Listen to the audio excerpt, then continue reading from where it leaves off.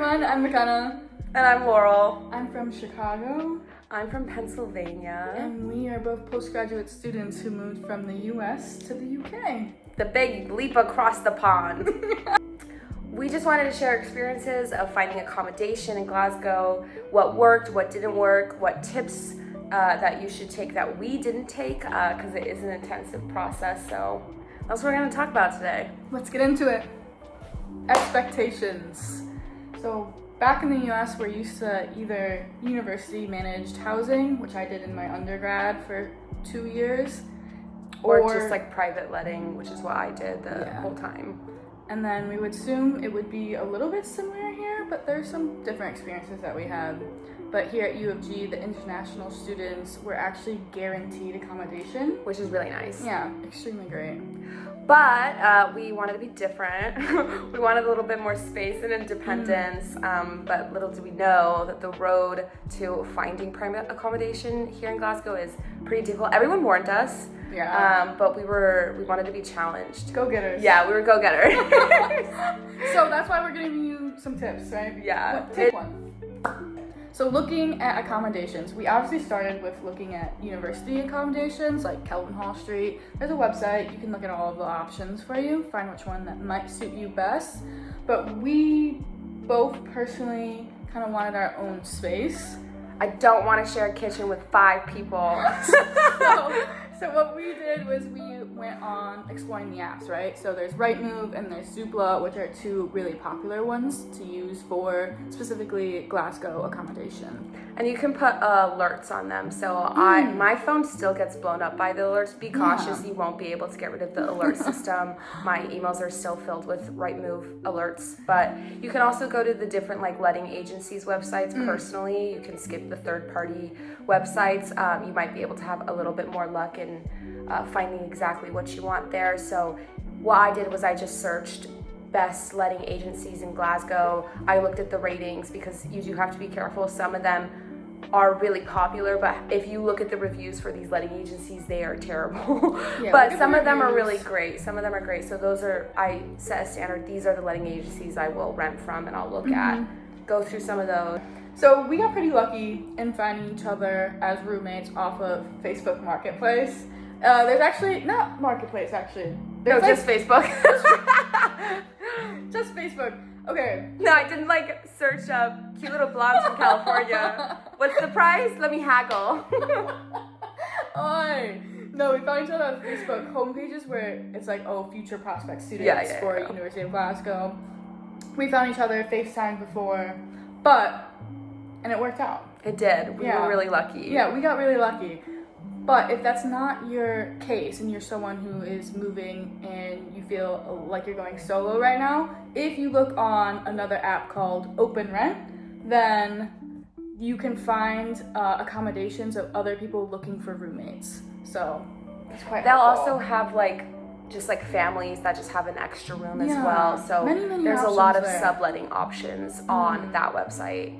But going back to Facebook, this webpage is really famous. It's widely used throughout Glasgow, not just for UG, but for a lot of students in the area. And there are a lot of scams on this Facebook page. So I would just be incredibly vigilant as you're going through this, because I do have a friend and they're very smart and they got scammed. They fell for it. They gave this person a deposit. They even toured the accommodation. So I would just be really careful. Luckily, the UK does have a database for landlords, so that's a good way to go through and confirm that your landlord is up to par, kind of meeting the different requirements. We did that, and I think that really helped us feel secure in moving to a foreign country, that this was a legit space that we could rent from.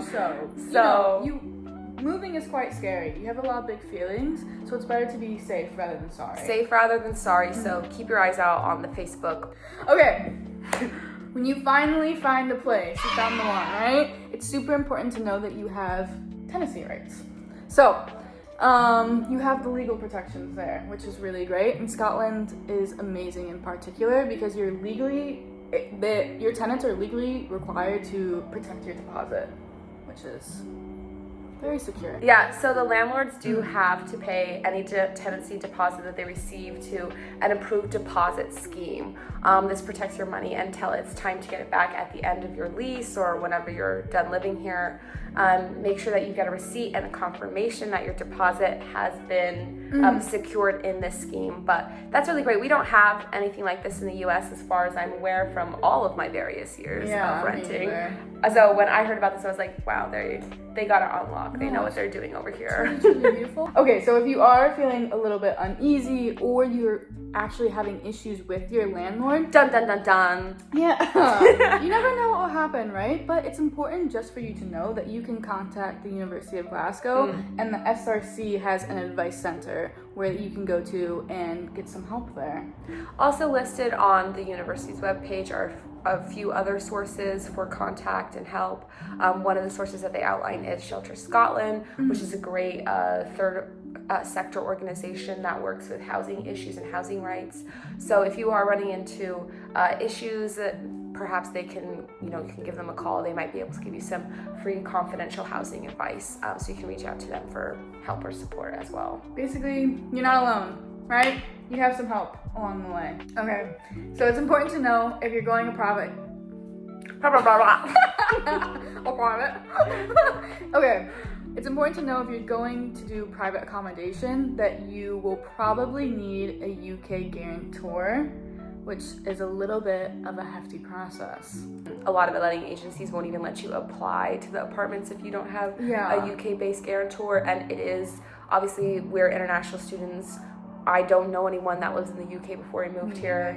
It does prove a little bit difficult, but the university luckily does provide a guarantor renter scheme that they specifically provide for students who might be a little bit less, I guess you could say, privileged in that department. So it's reserved for international students, EU students, students that are estranged from their family, asylum seekers, etc.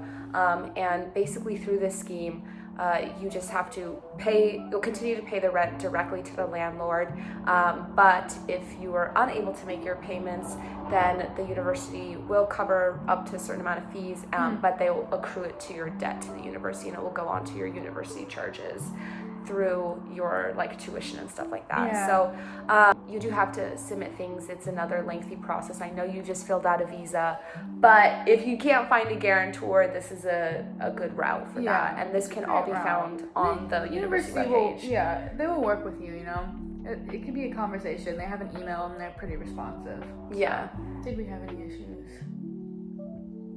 I think one of the more scary elements was the UK council tax. Oh yeah, so true. That is a hefty added fine that I wasn't aware of. Yeah, we just as Americans we weren't aware of.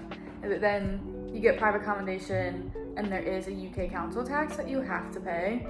But as international students, you don't have to pay.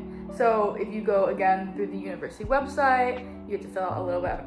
Both you and your roommate, or if you're solo, have to fill out an application form. You both do it.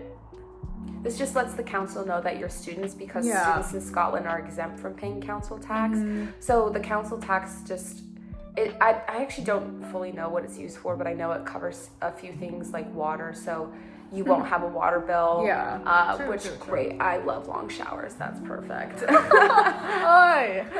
But anyways, okay, so you fill out the form, and they won't necessarily let you know if it is approved. Yeah, you won't hear anything from them. It's a little difficult, but if there's something that's wrong with the form, then they'll email you. So we actually had to refill out the form, which is funny. We had a little bit of difficulty. You're bad. I messed up a little bit, but they emailed me. They were so responsive. Really, that's great. So kind. She's like, oh, you just had to redo this part. I redid it. It was my form, not yours. And then that was it. And then bam. And then we got a letter in the mail, and the amount was back to zero. What I have been told about the Glasgow City Council, when it at least comes to the council tax, I can't speak for other things, is that they're really helpful. They want to help you out. They're pretty chill. Oh my God, which so is, kind. yeah. The email even was so kind. Which you'll find about Scottish people in general. Yeah. It's a very friendly country. So Very. if you do run into housing issues, Truly. I think that's the Yeah. main theme of these videos Yeah. is that there's so many resources and so many people here to help you. it is possible. It's stressful. We did it. Yeah, it's a stressful process, not to lie, but it's possible. We were able to do it. Stressful, and then we got everything like quite figured out pretty fast. Pretty fast, Once we got yeah. the apartment, we were like, okay, go. Goes by really fast, and then next thing you know, You're buying cleaning supplies. yeah, you're here. in You're Glasgow. getting a couch Walking cover. around. You're walking around, getting coffee, exploring your neighborhood. a lot of walking. Get A ready, lot of everyone. walking. One little thing that I just want to say is that when you're moving somewhere new, if you're an international student, it's important to remember that the first 3 months of anything is new, it's scary, you'll have a little bit sense of anxiety, but the first 3 months don't count. They don't count. Clean slate. Do what you Yeah. want. Have fun. It's okay to feel that anxiety when you're moving, but you have this video. You'll You have get the resources. Yeah, you have this video and you'll get adjusted once you get here. You'll make friends. If what you're looking for isn't in this video or on the website, when you get here, you will make friends. They'll help you out. Community, Your program, your professors, they'll also help you. yeah. Yeah, everyone. It's a very helpful area. You'll be okay. You don't even need us. You don't need this video. No, everyone here is lovely. So, Thanks for watching.